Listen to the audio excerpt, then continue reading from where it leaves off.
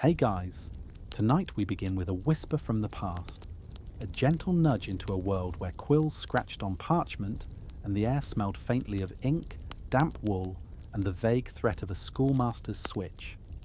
Picture this. It's the 14th century and you're about to spend a day in a schoolhouse.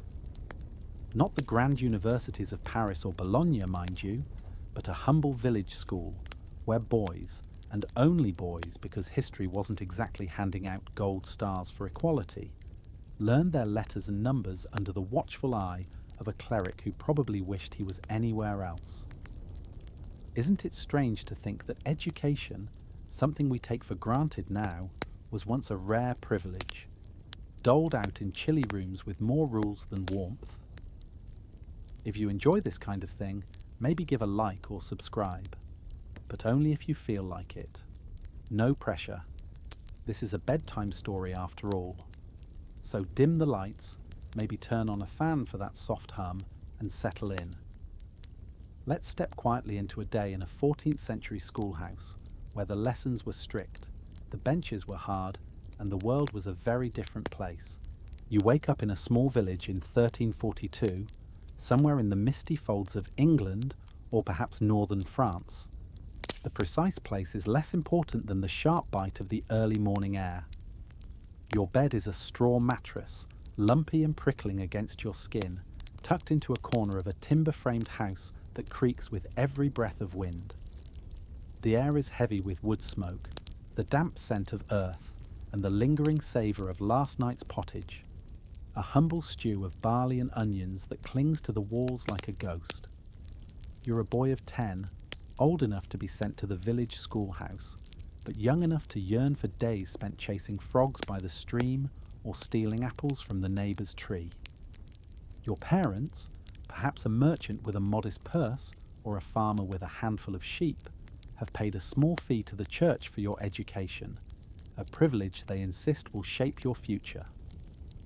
It'll make you more than a ploughboy, your father says, but to you it feels like a sentence to long hours on hard benches under a stern master's eye. You roll out of bed, the straw crackling beneath you, and rub sleep from your eyes. Your breath clouds in the chilly air, the room lit only by the faint glow of embers in the hearth. The floor is packed earth, strewn with rushes that crunch underfoot, cold and unyielding. You pull on a woolen tunic, its coarse weave scratching like a briar patch, and slip into leather shoes that once belonged to your older brother. They're too big, flapping at your heels, but new shoes are a luxury for wealthier folk, not for the likes of you. Your cloak, patched and heavy with the scent of lanolin, hangs by the door. You drape it over your shoulders, hoping it will fend off the morning's chill. Your younger sister stirs in her bed across the room, muttering complaints about the cold, her voice a sleepy mumble that makes you smile despite yourself. Breakfast waits on the rough wooden table, a hunk of rye bread, its crust tough as leather, a wedge of hard cheese, and a mug of weak ale. Water's a risky choice. Everyone remembers old Tom's cow, which drank from the stream and dropped dead last spring. So ale, thin and barely intoxicating, is what you drink, even at your age. You tear into the bread, crumbs catching in your teeth, and chew the cheese slowly, savouring its sharp bite. The ale washes it down, warming your belly just enough to face the day. Your mother, stirring a pot over the fire for tonight's meal, glances over. "Don't dawdle, lad," she says, her voice soft but firm. Master Thomas keeps no patience for latecomers. You nod, though the thought of the schoolmaster's stern face and ever-ready willow switch twists your stomach into knots. You step outside, the wooden door creaking shut behind you, and the village wakes around you like a slow-stirring beast. A cart rumbles by, its wheels sinking into the muddy ruts of the lane, the driver muttering curses at his mule. A woman's sharp voice calls out, scolding her pigs for straying into the neighbour's garden. A dog barks somewhere, and the blacksmith's hammer rings out, steady as a pulse, its clang echoing through the crisp air. Your breath fogs in small clouds, and the sky is a pale grey, streaked with the promise of a cold, clear day. The schoolhouse is a short walk away, past the church with its squat stone tower, silent for now, and the village green, where the maypole stands, its ribbons faded and frayed from last spring's revels. You tug your cloak tighter, regretting not grabbing the extra blanket from your bed, but there's no time to turn back. The path to school winds past the baker's house, where the scent of fresh bread taunts your half-empty stomach. The baker's wife sweeps the doorstep, her broom kicking up dust that glitters in the early light. You nod to her, and she returns a curt nod. Morning pleasantries are brief when the day's work looms. Further along, the miller's donkey brays, tethered to a post, its breath steaming. You spot William, the miller's son, slipping out of his house, his cloak slung carelessly over one shoulder, his grin already hinting at mischief. He falls into step beside you, his voice low and teasing. "Ready for another day with old Thomas and his stick?" he asks, nudging you. You shrug, a half-smile tugging at your lips. William's trouble, but he's the kind of trouble that makes the schoolhouse bearable, his whispered jests a shield against the monotony of Latin verbs. The village unfolds around you as you walk, a tapestry of sounds and smells both familiar and stifling. The church looms ahead, its stone walls a stern reminder of the world you're being groomed for: Latin, prayer, and rigid order. You pass the alehouse, its shutters closed, though the faint clink of mugs being washed drifts through the air. A flock of geese waddles across the path, hissing like tiny dragons, and you sidestep, giving them space. William tosses a pebble, scattering them, and you shake your head, knowing the goose girl will have his hide if she catches him. The schoolhouse is near now, its sagging thatched roof peeking over the churchyard wall, a squat, uninviting shadow. Your steps slow, your feet pleading for a reprieve, but there's no escape. School awaits, its hard benches, endless lessons, and Master Thomas's unyielding gaze. You glance at the sky, where faint gold threads weave through the grey, and breathe deeply. The air smells of frost, smoke, and the distant promise of spring, still months away. You think of the day ahead, conjugating verbs, scratching wax tablets, dodging the schoolmaster's switch, and wonder what it's all for. Your father says education could make you a clerk or a priest, lifting you above the plough, but it feels like a heavy chain now. Still, there's a flicker of curiosity deep inside, a spark kindled by the thought of reading, of unravelling the secrets of those strange black marks on parchment. You cling to that spark as you near the schoolhouse door, William's chatter fading into the morning's quiet hum, the world holding its breath for another ordinary day. You reach the schoolhouse, its squat form clinging to the side of the church like a barnacle to a weathered ship. It's 134-2, and this humble building, wattle and daub walls patched with mud, a thatched roof sagging under the weight of time and rain, holds your world for the next few hours. The church's stone tower looms beside it, solid and stern, a reminder of the weighty institution that governs your lessons. You pause at the heavy wooden door, its iron hinges rusted and groaning like an old man roused too early. Your hand hesitates on the latch, the cold metal biting your fingers. William, the miller's son, nudges you with a grin. "What, scared of a bit of Latin?" he whispers, his voice all mischief. You roll your eyes but push the door open, stepping into a world where rules reign, and boys like you learn to tread carefully.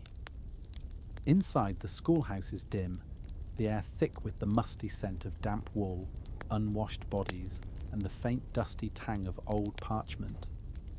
Narrow slits in the walls, covered with oiled parchment instead of glass. Glasses for lords and abbeys, not village boys. Let in a sickly yellow light that barely chases the shadows. Your breath clouds in the chilly air, and you pull your cloak tighter, wishing the brazier in the corner would do more than sputter smoke. The floor is packed earth, strewn with rushes that haven't been changed in weeks, their sour smell mingling with the room's other odours. A dozen benches, rough-hewn and splintery, are arranged in a loose semicircle around a trestle table at the front, its surface scarred with knife marks and ink stains from years of restless students. Each mark tells a story of boredom, defiance, or just a boy trying to carve his name into something permanent. You're not the first to arrive. A handful of boys are already seated, their faces a mix of resignation and quiet dread. There's William, slouching on a bench, his eyes scanning the room for opportunities to cause trouble. Robert, squinting at his hands as if they hold the secrets to the universe, his weak eyes always betraying him. And little John, barely 7, clutching his hornbook like it's a shield against the day's trials. You take your seat, the bench creaking under you, its wood worn smooth by generations of fidgety boys. It's hard and unforgiving, promising numb legs by noon, and you shift, trying to find a position that doesn't feel like a punishment. Your satchel, a simple cloth bag, holds your tools. A wax tablet, a stylus, and a small knife for sharpening quills. Parchment is too precious for practice, worth more than your family's best pig, so wax is your canvas for now. Master Thomas, the schoolmaster, stands at the front, his black cleric's robes making him look like a stern crow perched over a field of troublesome mice. He's not old, 30 perhaps, but his face is etched with lines that speak of too many years wrangling boys who'd rather be anywhere else. His hands are stained with ink, a badge of his other life as a scribe, copying manuscripts for the church when he's not drilling Latin into your reluctant head. His eyes, sharp and unyielding, sweep the room, and you lower your gaze, hoping to avoid notice.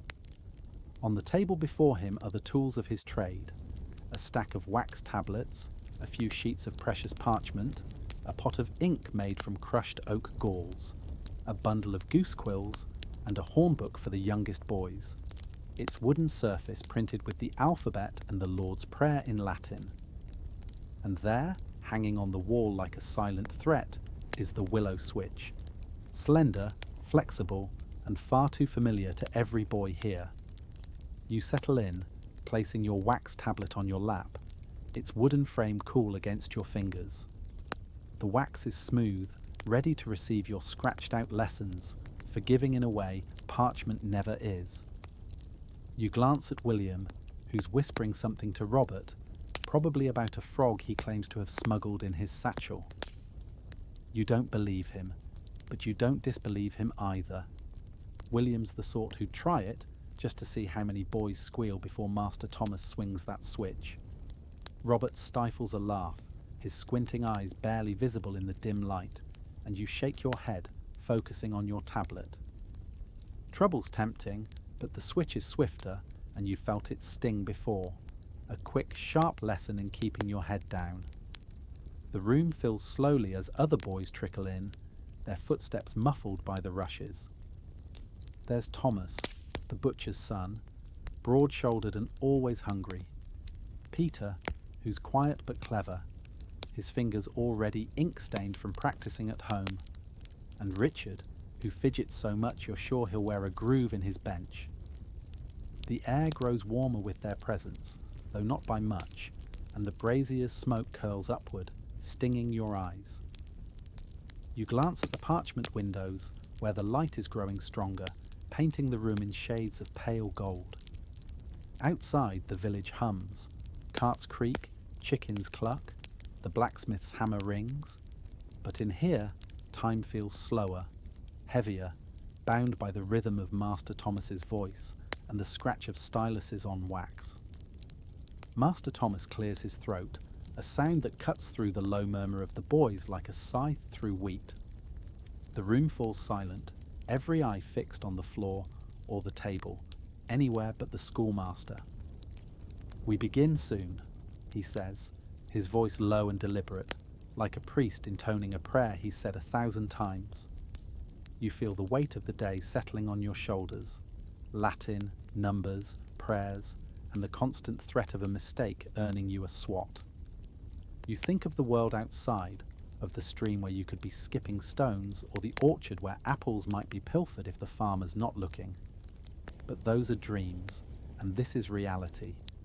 A cold room, a hard bench, and a master who expects perfection you're not sure you can give. Still, there's a flicker of something, curiosity perhaps, about the lessons to come, the strange power of those black marks on parchment. You hold on to that as you wait, the schoolhouse quiet, the day stretching out like a long, unyielding road. You sit on the hard bench, the schoolhouse air heavy with the scent of damp wool and the faint acrid bite of smoke from the sputtering brazier. It's 1342, and the dim light filtering through the oiled parchment windows casts a pale glow over the room, barely softening the chill that clings to your fingers. Your wax tablet rests on your lap, its smooth surface cool and waiting, the stylus, a pointed stick worn smooth by use, gripped tightly in your hand. The other boys are settled now, their restless shifting quieted by the weight of Master Thomas's presence at the front. His black robes swish as he moves, a stern figure against the scarred trestle table, his ink-stained hands arranging a stack of wax tablets and a few precious sheets of parchment. The willow switch hangs on the wall behind him, a silent reminder that mistakes here come with a cost. Master Thomas clears his throat, a sound sharp enough to silence the last whispers from William, who's been muttering something about a beetle he claims to have trapped in his satchel. "Good morning, boys," he says, his voice low and measured, like a monk chanting a dirge. We begin with the Pater Noster. You bow your head, the familiar Latin words rolling from his lips. Pater Noster, qui es in caelis, sanctificetur nomen tuum. You mumble along, trying to match the rhythm, but Latin is a labyrinth, its cases and conjugations twisting like thorns in your mind. It's the language of the church, of scholars, of the men who hold the world's reins, priests, clerks, the occasional merchant who can read a contract without being cheated. You know it's important, but it feels like trying to tame a wild horse, all kicks and no reins. You stumble over Fiat Voluntas Tua, and William beside you stifles a snicker. You shoot him a look, but he's already staring innocently at his tablet. The prayer ends, and Master Thomas turns to the youngest boys, little John among them, who shuffle to the front with their hornbooks. The hornbook, a wooden paddle with a printed alphabet and the Lord's Prayer covered in a thin sheet of horn to protect it, looks heavy in John's small hands. His face is pale, his eyes wide as he traces the letters with a trembling finger. A, B, C, he whispers, his voice barely audible over the faint crackle of the brazier. Master Thomas hovers, his shadow falling over the boy like a storm cloud.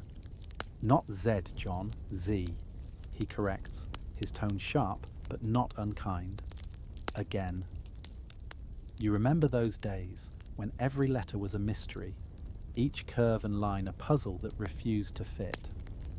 You're past that now, thank the saints, but watching John stumble brings back the old knot of dread. You catch William's eye, and he mimes a dramatic swoon, nearly making you laugh. You cover it with a cough, hoping Master Thomas's hawk-like ears don't catch it. For you and the older boys, the morning is a slog through Latin grammar, the heart of the schoolhouse's work. Master Thomas hands out wax tablets and styluses, the wooden frames clattering softly as they're passed down the benches. You grip your stylus, its tip worn from countless verbs, and begin conjugating. Amo, amas, amat, amamus, amatis, amant. Love of all things. The first verb every schoolboy learns, as if you'll need to pass affection in a marketplace or a monastery. You scratch the words into the wax, the stylus slipping on the slick surface, leaving jagged lines that look more like battle scars than letters. It's tedious. But there's a quiet thrill when the words align, when the verb forms neatly in your mind like stones in a wall. William beside you mutters, "I love not this lesson," under his breath, and you bite your lip to keep from grinning. His tablet is a mess of half-formed words, and you wonder how he's avoided the switch this long. Master Thomas paces, his robes whispering against the earthen floor, his eyes scanning for errors. You move to nouns, declining pure, boy, puer, pueri, puero, puerum, puero. The chant is almost hypnotic, and you sway slightly, the rhythm pulling you into a trance. But Latin is unforgiving. One wrong ending, and the whole sentence crumbles. You mix up the dative and accusative, and Master Thomas's gaze pins you like an arrow. "Again," he says, his voice calm but cold as the morning frost. Your cheeks burn as you correct yourself, scratching out the mistake and rewriting it, the wax forgiving where the master is not. He moves on, and you exhale, your heart thudding. It's not cruelty, just the way things are. Learning is a serious business, and Master Thomas guards it like a sacred relic. By mid-morning, your hand aches, the stylus digging into your palm, and your tablet is a battlefield of scratched-out words.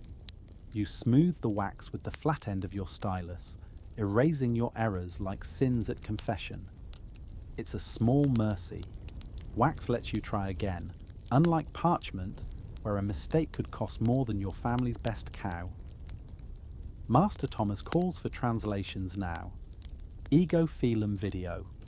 I see the cat. You write it carefully, checking each letter twice, your tongue poking out in concentration. The sentence is simple, but simplicity is a trap. One wrong case, and the cat vanishes into grammatical chaos. You glance at Robert, who's squinting at his tablet, his weak eyes struggling to make out his own writing. He mutters something about needing a candle, and you almost laugh. Candles are for churches, not schoolboys. The room grows warmer as the sun climbs, the parchment windows glowing a soft gold. Outside you hear the faint clatter of the village, a cart creaking, a woman calling to her chickens. But in here, time crawls, bound by the scratch of styluses and Master Thomas's steady drone. You think of the stream beyond the churchyard, where you could be skipping stones, or the orchard where apples hang just out of reach. But those are dreams, and this is your reality. A cold room, a hard bench, and a language that feels like a lock you'll never pick. Still, there's a spark of something, pride maybe, when you get a conjugation right, when Master Thomas's nod, rare as a sunny winter day, lands on you. You hold on to that as the lesson drags on, the morning stretching like a long, unyielding thread, pulling you deeper into the labyrinth of Latin. The morning lessons drag to a close, and your stomach growls louder than a chained dog, a persistent rumble that drowns out the last of Master Thomas's Latin conjugations. It's 1:34:2, and the schoolhouse, with its dim light and musty air, feels like a cage you've been trapped in for years, though it's only been a few hours.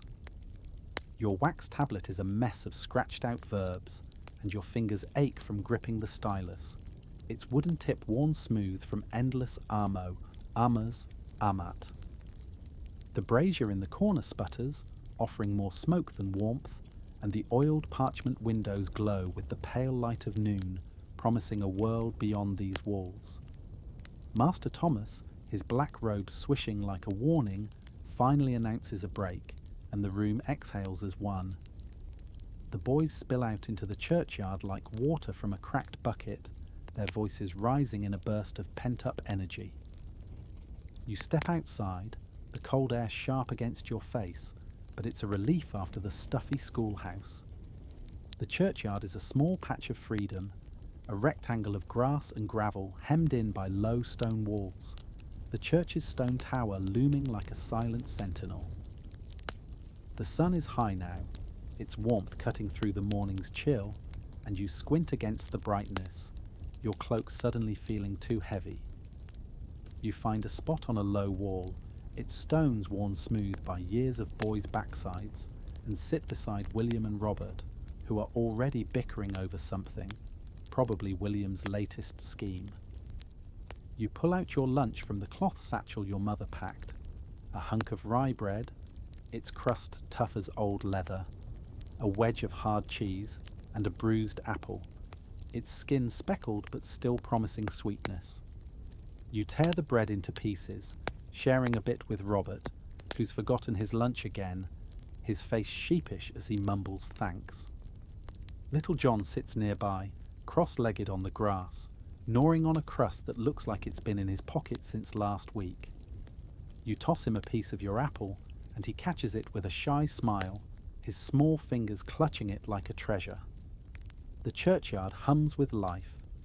A pair of older boys kick a leather ball across the grass, their laughter sharp and carefree, the ball bouncing dangerously close to the church wall. A sparrow hops nearby, bold enough to eye your crumbs, and you toss it a few, watching it peck with quick, precise movements.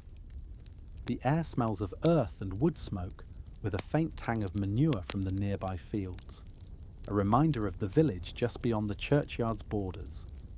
William, ever the spark to a dry field, leans in, his voice low and conspiratorial. "Let's sneak into the church," he whispers, his eyes gleaming with mischief. "I heard the sacristan left a candle burning last night, and I want to see if it's still there." You hesitate, your stomach tightening at the thought of getting caught. A week scrubbing the schoolroom floor, or worse, a swat from Master Thomas's willow switch, isn't worth a glimpse of a candle stub. But Robert, squinting as always, shrugs and says, "What's the harm? It's just a look." His nonchalance is infectious, and against your better judgment you nod, following William's lead.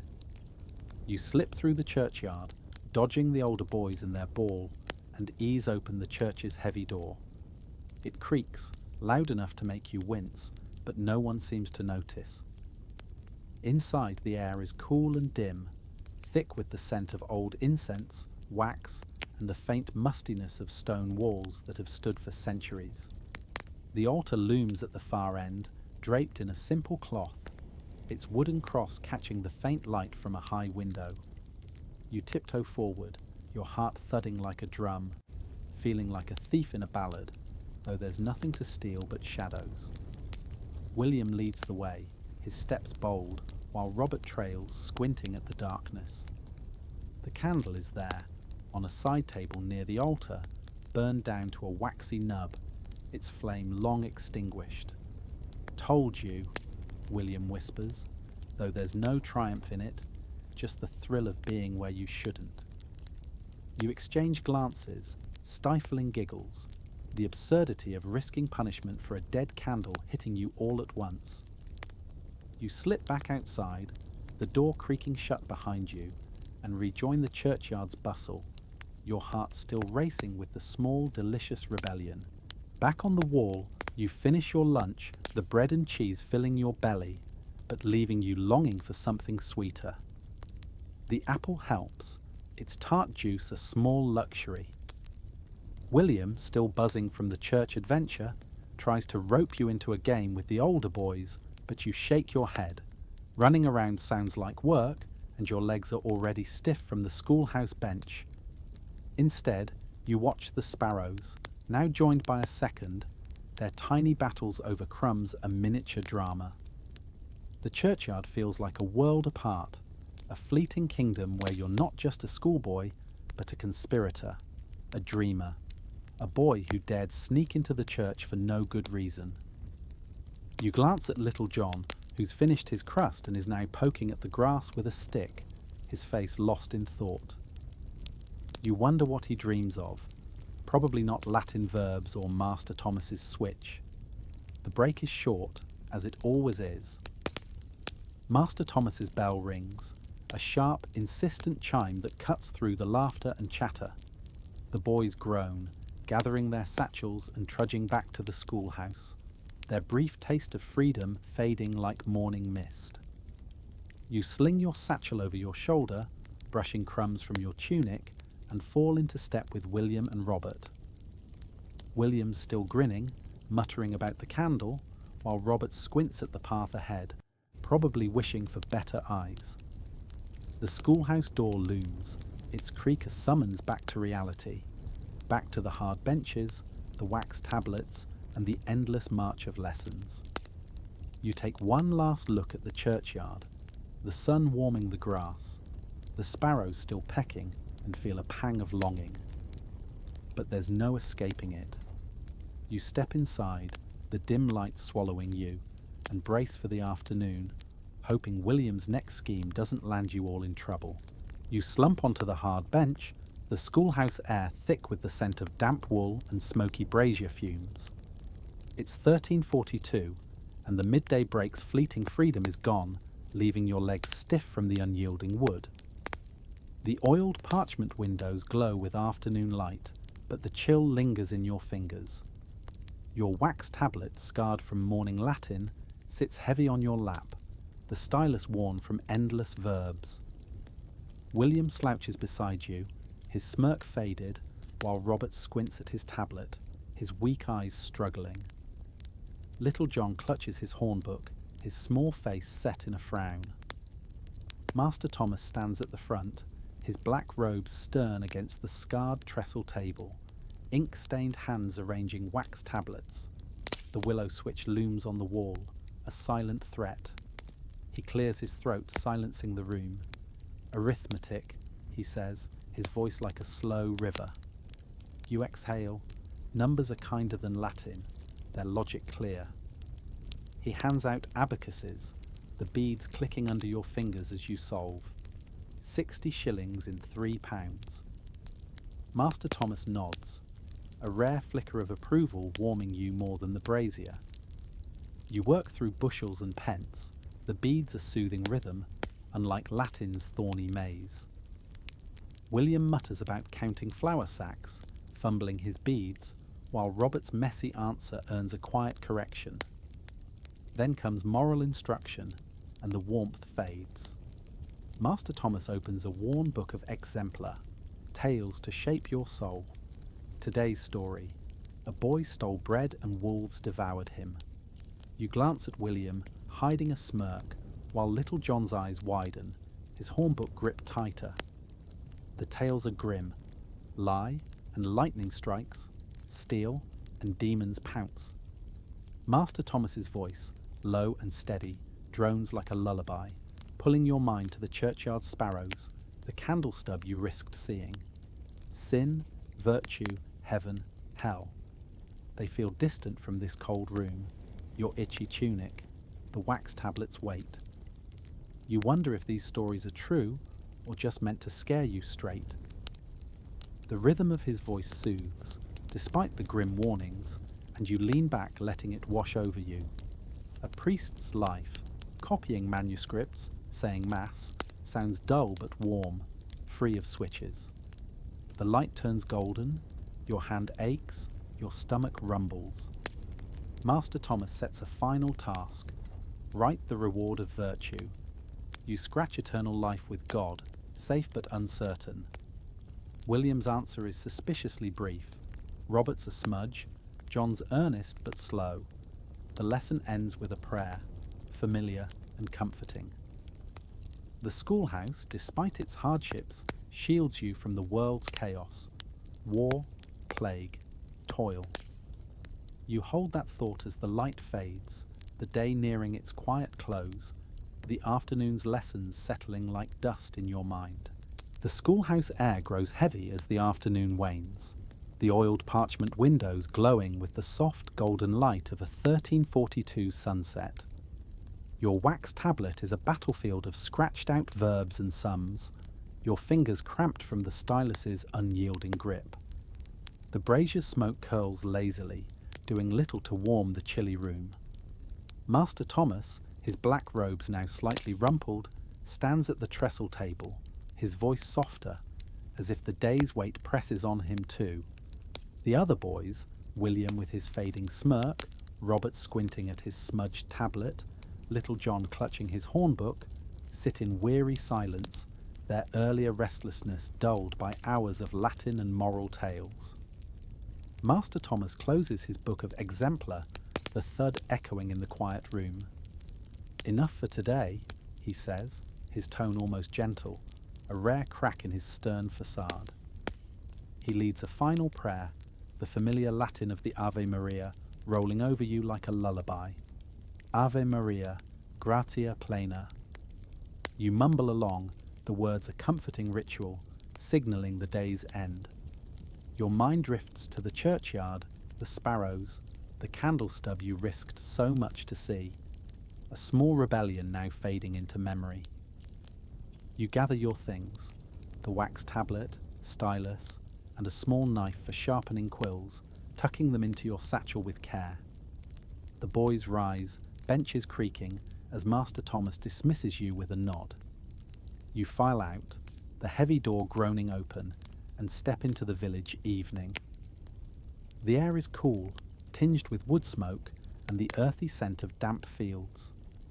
The sky is streaked with pink and gold, the church's stone tower a dark silhouette against it.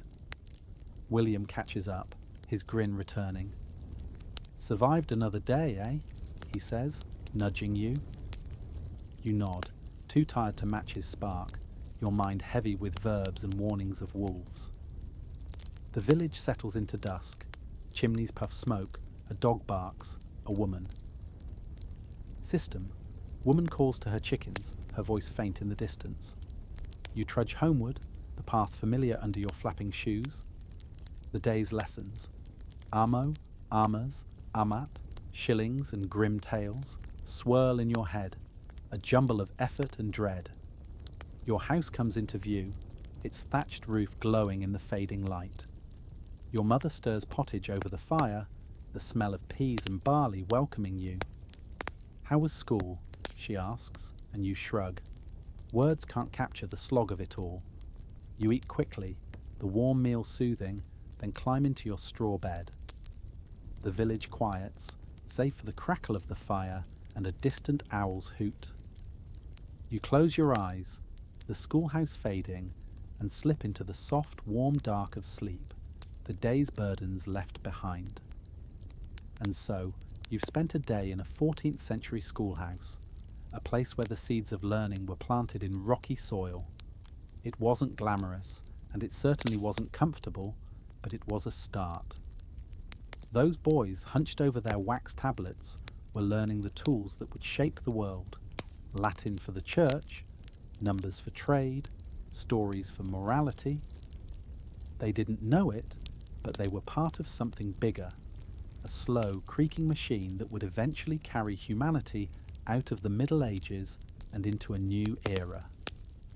As you drift off tonight, maybe think about that schoolhouse, about the boys who sat there centuries ago, scratching their lessons into wax and dreaming of something more. It's a quiet piece of history, not the kind that makes it into epic tales or grand chronicles, but the kind that shaped lives one cold morning at a time. Sleep well, and maybe tomorrow you'll wake up ready to learn something new, or at least to avoid Master Thomas's switch.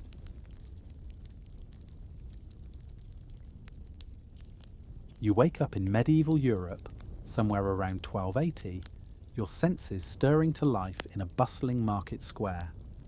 The air carries a crisp edge, laced with the warm, doughy scent of bread fresh from a baker's oven, mingling with the faint, earthy tang of river water drifting from nearby. Your feet press against uneven cobblestones, worn smooth by centuries of footsteps, and you feel the pulse of the town around you. Stalls line the square, their wooden frames sagging under the weight of vibrant goods. Bolts of woolen cloth in deep greens and russets, baskets brimming with apples, barrels of frothy ale. The soundscape wraps around you like a soft blanket. Merchants call out prices in a rhythmic cadence. Children giggle as they dart through the crowd, and somewhere a donkey lets out a stubborn bray as if lodging a formal complaint. You're drawn to a woman standing behind one of the stalls, her presence unassuming yet magnetic. She's perhaps in her mid-30s, her hair tucked neatly under a linen cap, her hands moving with practiced ease as she sorts skeins of wool dyed in shades of indigo and ochre. Her stall is a small fortress of textiles, each bundle carefully arranged to catch the eye. She's speaking to a customer, her voice steady but firm, negotiating with a quiet authority that makes you pause. You catch her name, Matilda, tossed casually by a passer-by. She's a wool merchant, and in this corner of the market, her word is as good as coin.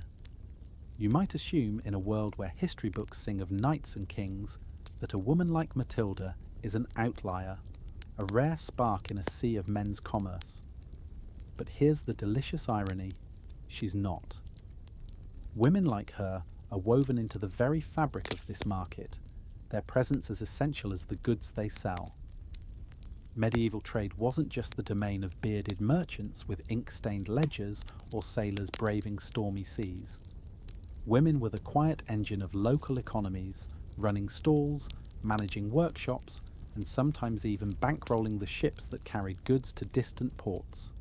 The chroniclers, those quill-wielding gatekeepers of history, had a habit of overlooking them, their pens too busy sketching tales of conquest to notice the women keeping towns like this alive. But the evidence is there, in guild records and tax rolls, tucked away like a secret you're only now privy to. As you watch Matilda wrap a skein of wool in coarse cloth, her fingers deft and sure, you realise this market hums because of women like her. They're not just selling goods, they're orchestrating a delicate dance of supply and demand, balancing quality and price with a skill that borders on artistry. You notice others now, a woman across the square, her apron dusted with flour, haggling over a sack of grain. Another, younger, her arms strong from carrying barrels, laughing as she outwits a customer trying to undercut her.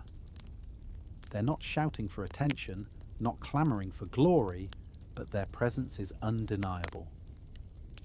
In towns from Bruges to Florence, women like these were the threads holding the tapestry of trade together. You linger near Matilda's stall, catching snippets of conversation. A customer tries to barter, offering less than her wool is worth. She raises an eyebrow, her tone dry as she replies, "My sheep worked hard for this." "So did I." The customer chuckles, conceding defeat, and hands over the coins. You can't help but smile.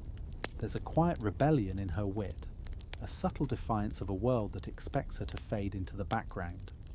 She doesn't. None of these women do. The sun climbs higher, warming the cobblestones, and the market's rhythm feels like a lullaby, steady and soothing. You're beginning to see the truth. This isn't just a place of buying and selling. It's a stage where women like Matilda perform their understated magic, turning wool into wealth, conversations into contracts. They're not written into the epics, but they're here, in every transaction, every carefully weighed coin. As you stand there, the sounds of the market wrapping around you like a dream, you feel the weight of their presence. This is their world too, and tonight you're walking in it. You leave the clamour of the market square behind, trailing Matilda as she moves through the crowd, her basket swaying gently at her side. The streets narrow, cobblestones giving way to packed earth, and the houses lean in close, their timber frames whispering secrets to one another. The air shifts, carrying the faint musk of wool and the sharp tang of dye. Before you see it, you hear it. The steady clack-clack of looms, a rhythm as soothing as a lullaby. Matilda steps into a low workshop, and you slip in behind her, entering a world woven from thread and quiet ambition.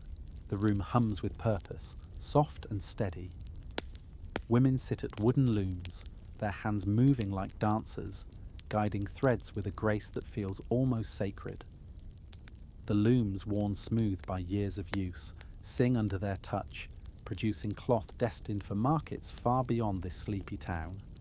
Wool for cloaks, linen for tunics, some dyed in hues of saffron or indigo that catch the faint light from a high window. The air is warm, heavy with the scent of lanolin and effort. You're standing in the heart of something essential, a place the world leans on but rarely acknowledges. These women, their faces calm yet intent, are the unsung architects of the textile trade, the quiet pulse of medieval commerce. You might think cloth was a small thing, mere fabric for a peasant's shirt or a lord's robe. But here's the irony that tugs a smile from you. Textiles were the lifeblood of this world. Wool, linen, silk, they weren't just goods. They were wealth, status, the threads that tied towns to distant ports. From London's muddy markets to the sunlit bazaars of Byzantium, textiles wove the economy together. And women? They didn't just contribute, they ruled this domain. Spinners, weavers, dyers, merchants. They turned fleece into fortune, one careful stitch at a time. You watch a woman at her loom, her calloused fingers moving with a precision that feels like poetry. Her name, you catch, is Cecily. She's woven since childhood, taught by her mother, who learned from hers, a legacy of skill passed down like a family heirloom. She pauses to adjust the warp's tension, her eyes sharp, reading the cloth like a scholar reads a manuscript. This isn't mere labour, it's a craft, a language of loops and knots she speaks without hesitation. Flip through the guild records of 13th century Paris, and you'll find women listed not as helpers, but as masters. Masters.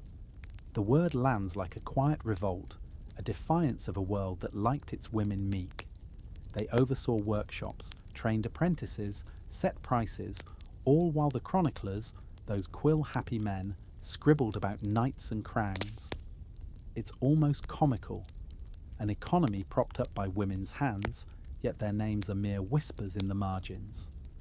You can't help but chuckle at the oversight, as if history thought it could ignore the ones who clothed it. Cecily's loom builds the cloth line by line, each pass of the shuttle a step toward a bolt that might travel to a noble's hall or a foreign market. You think of the other women in this chain, spinners twisting wool into thread, dyers coaxing colour from madder or woad, merchants like Matilda striking deals with a glint in their eye. Each a vital link, each a quiet force. They're not just crafting fabric, they're weaving stories, of late nights by candlelight, of outsmarting traders who underestimated them, of building lives one thread at a time. You imagine Cecily, at day's end, sharing a dry jest with her fellow weavers about a merchant who tried to pass off coarse wool as fine. "He thought I'd miss it," she'd say, her voice low, a smile flickering, "but my eyes are sharper than his schemes." The room would hum with soft laughter, a bond forged in shared triumphs. You feel the warmth of it, their quiet rebellion against a world that tried to keep them small. They're not waiting for applause or permission, they're too busy dressing the world, one careful weave at a time. As you linger, the loom's steady rhythm wraps around you like a dream, pulling you deeper into this forgotten world. These women, with their sure hands and sharp minds, are the secret engine of an age. You stand in their workshop, breathing in their story, and it feels like a privilege to witness it.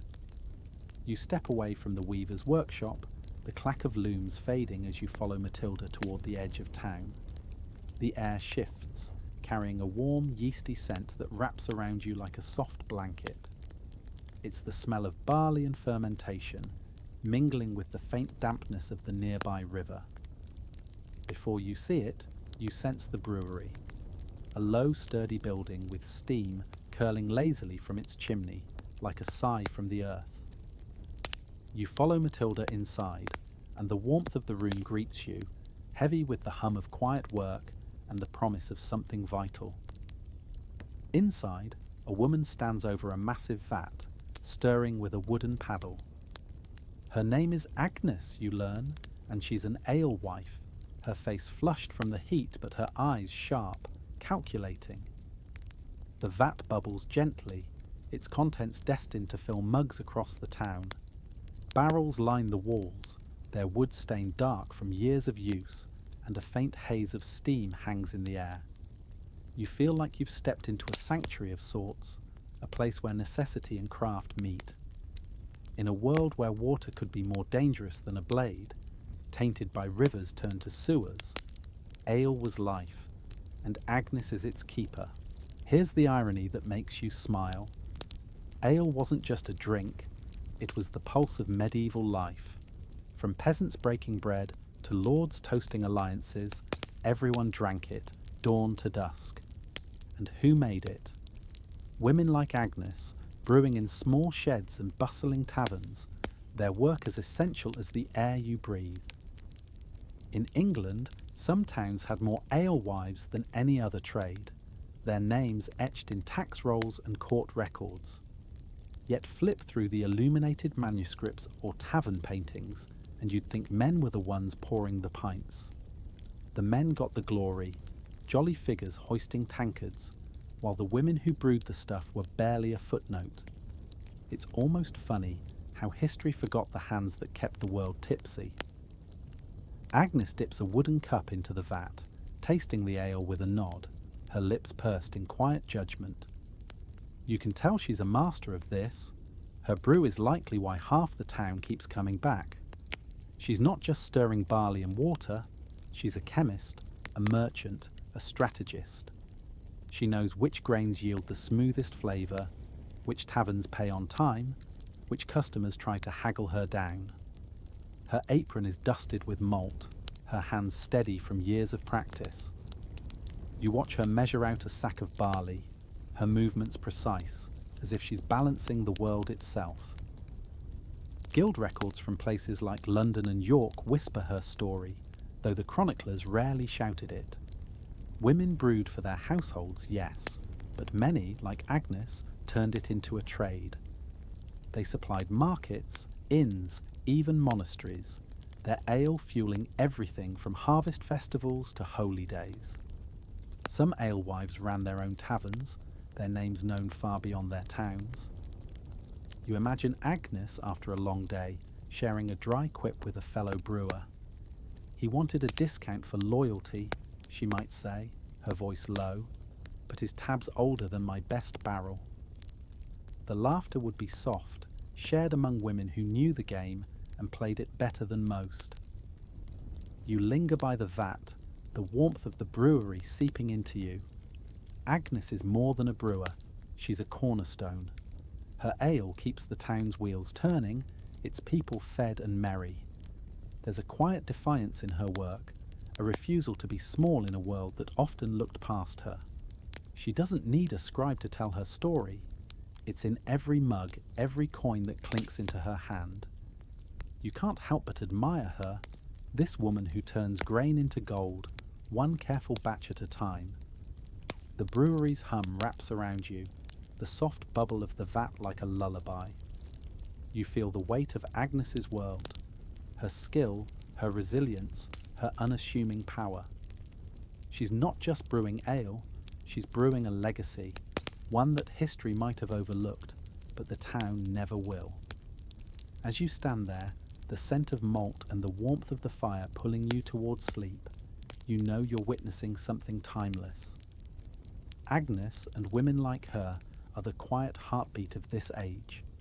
You leave the brewery's warm haze behind, the scent of malt fading as you step back into the cooling air of the town. The sun is sinking now, painting the sky in soft golds and purples, casting long shadows across the uneven streets. You find yourself following a new figure, a woman named Eleanor, her steps measured and deliberate. Her cloak is plain but finely made, its edges brushing the cobblestones as she moves toward the docks. She's a widow, you learn, and she's taken over her late husband's trade business.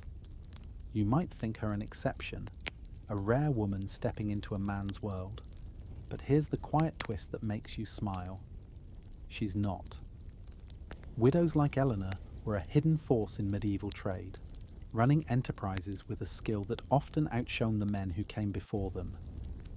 You reach the docks, where the river glints under the fading light, its surface rippling with the weight of anchored boats. The air smells of damp wood and tar, mixed with the faint sweetness of wine barrels stacked nearby. Elena enters a warehouse, its walls groaning under the weight of goods. Sacks of grain, crates of dried fish, barrels of Bordeaux wine bound for Flanders. She's meeting a ship's captain, a grizzled man with a ledger tucked under his arm. You linger in the doorway, watching as she begins to negotiate, her voice calm but unyielding, like a river wearing down stone. The captain tries to lowball her, offering a price for her shipment that's almost insulting. Elena tilts her head, a faint smile playing at her lips. "My husband trusted you," she says, her tone dry as autumn leaves. "But I trust numbers." The captain laughs, caught off guard, but you can see he's outmatched. Elena knows the ledgers by heart, every barrel, every coin, every risk of a stormy crossing. She seals the deal with a handshake, her face as unreadable as a closed book. You can't help but admire her, this woman who commands a warehouse with the ease of a queen ruling a court. Here's the irony that tickles you. In a world that hemmed women in with laws and expectations, death opened doors. Widows like Eleanor inherited businesses, joined guilds, and sometimes wielded more power than their husbands ever had. In cities like London or Venice, they were called femmes sole, a term that sounds like it belongs in a ballad, meaning they operated free of a man's oversight. They traded wool, wine, even spices from the East, their names scrawled in contracts that crossed seas. The chroniclers, with their ink-stained biases, rarely lingered on these women, preferring tales of knights or kings. But the ledgers don't lie. Widows were bankrolling ventures, outwitting merchants, and keeping the wheels of trade turning. You watch Elena inspect a barrel, her fingers tracing its grain as if reading its history. She's not just a merchant's widow, she's a strategist, a keeper of accounts, a master of the delicate dance of profit and loss. You imagine her at home, by candlelight, poring over figures while the town sleeps, her quill scratching out deals that will send ships across the channel. There's a quiet rebellion in her work, a refusal to be diminished by a world that expected her to fade after her husband's death. Instead, she's built an empire of her own, one shipment at a time. You can almost hear her thoughts as she nods to the captain, dismissing him with a polite but firm gesture. They'll pay, or they'll regret it. There's a dry humour in it, the kind that comes from knowing the world runs on her terms now. You picture her sharing a jest with another widow over a rare glass of wine. "He thought he could cheat me," she might say, her eyes glinting, "but I've buried bigger problems than him." The laughter would be soft, a bond forged in resilience. As you stand there, the river lapping gently against the docks, the warehouse feels like a cathedral of commerce. Elena, its quiet priestess. Her work, her shipments, her deals, her steady hand, keeps this town tethered to the wider world. The sun dips lower, the air growing cooler, and you feel the weight of her story settling over you like a blanket. She's not just a widow, she's a force, her legacy written in every barrel that sails from this dock. The rhythm of the river lulls you, pulling you deeper into her world, and you know this is a story worth dreaming about. You leave the docks behind, the river's gentle lap fading as the world shifts beneath your feet. You're no longer in the damp chill of a European town, but standing on a sun-baked road, the air shimmering with heat and the faint jangle of camel bells. You're on the Silk Road, somewhere between Samarkand and Damascus, the horizon stretching endlessly before you. The scent of dust and spices, saffron, cinnamon, a hint of myrrh, wraps around you like a warm shawl. You follow a woman named Zara, her steps steady as she moves toward a tent pitched beside the trade route, its flaps stirring in the dry breeze. She's a trader's wife, you learn, but she's no mere bystander. She's the heart of a spice business that spans continents. Inside the tent, sacks of saffron and pepper are stacked with care, their colours glowing like jewels in the filtered light. The air is thick with their fragrance, a perfume that could lull you to sleep if it weren't so alive with possibility. Zara kneels beside a ledger, her fingers stained with saffron as she records a sale in neat flowing script. You might think the Silk Road was a man's domain, caravans led by weathered traders, their tales immortalized by the likes of Marco Polo. But here's the irony that curls your lips into a smile. Women like Zara were its quiet architects, threading goods and ideas across deserts and mountains, their names rarely sung, but their influence undeniable. Women on the Silk Road weren't just shadows in the margins. They managed caravans, haggled with merchants from Venice to Chang'an, and sometimes travelled the routes themselves. In markets from Bukhara to Constantinople, they traded silk, spices, even manuscripts, their hands shaping the flow of wealth and culture. The chroniclers, with their penchant for heroic men and grand voyages, often overlooked them, as if the Silk Road could thrive without the women who kept its pulse steady. It's almost comical. Thousands of miles of trade, built on the labour of those barely mentioned in the tales. You watch Zara as she meets a Venetian merchant, his cloak dusted with the road's grit. He offers a price for her saffron, his tone confident, but Zahra's eyes narrow, her voice calm yet sharp as a blade. "This saffron," she says, holding up a pinch that glows like fire, "took 100 hands to harvest. Your coin should respect that." The merchant hesitates, then nods, knowing he's met his match. You can't help but admire her.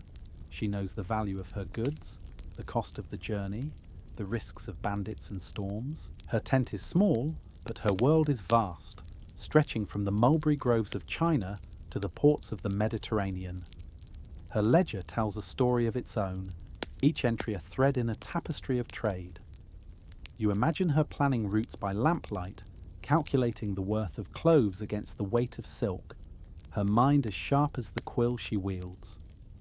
She's not just trading spices, she's weaving connections, linking east to west with every deal.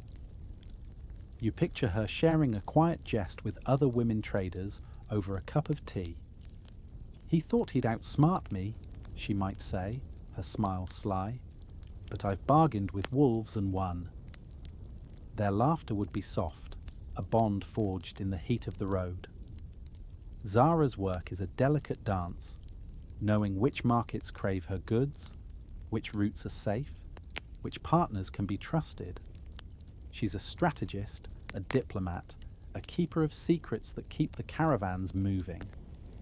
The Silk Road, for all its dangers and distances, hums with the presence of women like her.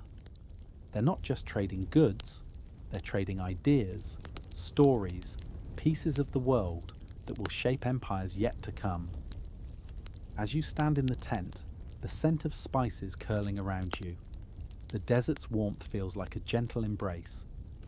Zahra's steady hands, her quiet confidence, anchor this fleeting moment. She's not just a trader's wife, she's a force, her legacy woven into every sack of saffron that travels west. The camel bells fade into the distance, their rhythm pulling you towards sleep, and you feel the weight of her story settling over you. This is a world of women who built bridges across continents, one careful bargain at a time. You drift away from the sun-scorched Silk Road, the jangle of camel bells fading as the world shifts once more. You find yourself back in Europe, in a quiet town where the evening has settled like a soft veil. The streets are hushed, the market's clamour long gone, and you follow a new figure into a modest house, its windows glowing with the flicker of a single candle. Inside, a woman named Beatrice sits at a small table, a ledger spread before her, its pages filled with neat rows of figures. Her quill moves steadily, scratching out numbers in the stillness.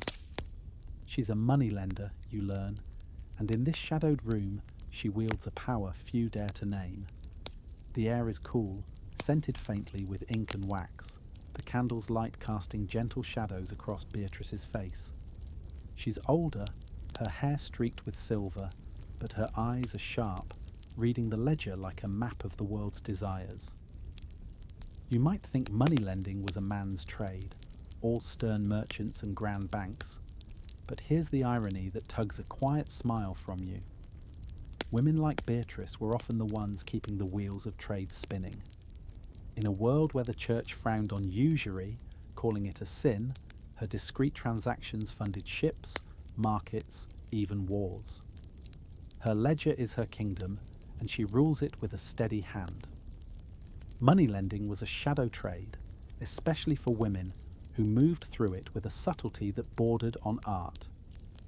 In Jewish communities, where men were often barred from other professions, women like Beatrice thrived as lenders, their names whispered in markets from Cologne to Toledo. They financed merchants needing wool, nobles craving new armour, even monasteries short on coin for their next feast. Yet the chroniclers, with their love for knights and saints, rarely mentioned these women. It's almost amusing. History celebrates the borrowers, the ones who spent the gold, while the women who made it possible are left in the margins, their ledgers more honest than any epic poem. You watch Beatrice as she pauses, dipping her quill in ink, her lips pursed as she calculates interest. A merchant's name is written in her ledger, his debt noted with precision. You imagine him, a man with a fine cloak but a nervous smile, promising to repay her by Michaelmas. Beatrice's expression doesn't change, but you sense her thoughts. He'll pay, or he'll learn. There's a dry humour in her calm, a quiet confidence born of knowing the world runs on her coin. She's not just lending money, she's lending power, shaping the fortunes of those who come to her door. You picture her at work, late into the night, balancing risks as deftly as a weaver threads a loom. She knows which merchants are reliable, which nobles spend beyond their means, which ventures are worth her coin. Her home is modest, but her influence stretches far, across towns, even kingdoms. In some cities, women like her were so vital that their loans propped up entire markets. The records, if you dig deep, reveal their names. Women who funded trade routes to the east, who kept guilds afloat, who made sure the wool and wine kept flowing. Yet their stories are tucked away, as if history was embarrassed to admit it needed them. You imagine Beatrice sharing a rare moment with another lender, perhaps over a cup of warmed wine. "He swore he'd pay in gold," she might say, her voice low, a faint smirk tugging at her lips. "But his promises are thinner than his purse." The other woman would nod, her laughter soft, a bond forged in the quiet power of their trade. They're not just moneylenders, they're architects of commerce. Their ledgers are testament to their skill. As you stand in the candle-lit room, the scratch of Beatrice's quill is a gentle rhythm, like rain on a roof. The world outside is silent, but here, in this small space, you feel the weight of her work. She's not just balancing numbers, she's balancing the dreams and debts of a town, a trade route, an era. Her quiet strength, her unassuming power, wraps around you like a blanket. The candle flickers, pulling you towards sleep, and you carry her story with you, a tale of a woman whose coins shaped a world that barely knew her name. You find yourself back in the heart of the town, the evening settling gently around you like a soft cloak. The market square, so alive with voices and motion earlier, is quiet now, its stalls shuttered, the cobblestones cool underfoot. A few lanterns flicker, casting pools of light that dance with the shadows. The air carries the faint scent of wood smoke and damp earth, a reminder of the day's bustle fading into night. You stand alone, but the presence of the women you've met, Matilda, Cecily, Agnes, Elena, Zara, Beatrice, lingers like a melody you can't quite shake.